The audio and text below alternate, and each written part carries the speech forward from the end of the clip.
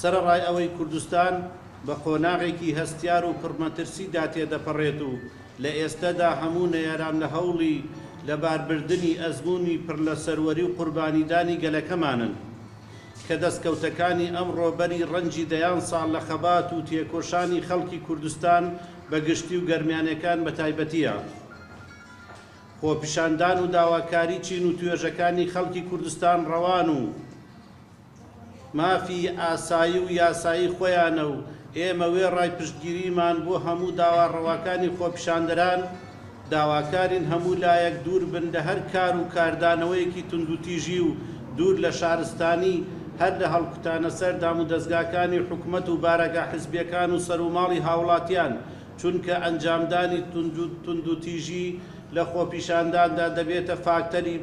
بەلاڕێدابردنی داواڕەواکانی چین و توێژەکانی کۆمەلگا و سوود بە نەیارانی گەلەکەمان دەگەێنێ. بە تایبەتی سنووری گەرمیان لە مەترسی جۆرا و جۆردایە، بۆیە دۆخەکە وا دەخوازێ بەرپرسیارانە تر مامەڵە لەگەڵ پێشهات و داخوازیەکاندا بکرێت. پێویستە حکوومەتی هەرێمی کوردستان چیتر ناڕەزایەتیەکانی خەڵکی کوردستان بە نادیدە وەرنەگرێت و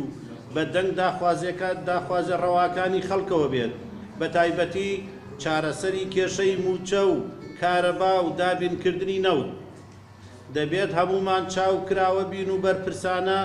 هەڵس و کەوت بکەین، چونکە نەیاران و ناحەزانی کوردستان لە بۆ سەدان بۆ بەلاڕێدابردنی ناڕەزایەتیەکانی خەڵکو و تێکدانی ئارامی و ئاسایش لە هاوڵاتیان. نیگەرانین بە لێکەوتە و دەرەنجامی خۆپیشاندانەکانی ڕۆژانی ڕابردوو کە توندوتیژی لێکەوتەوە و بووە هۆی شەهید و برینداربوونی ژمارەیەک لە هاوڵاتیان و سوتاندنی موڵکی گشتی. بۆیە بەم بۆ نەخەمناکەوە سەرخۆشی خۆمان ئاراستەی خانەوادەی شەهیدان دەکەین و هیوای چاکبوونەوە بۆ سەرجەم بریندارەکان دەخوازین.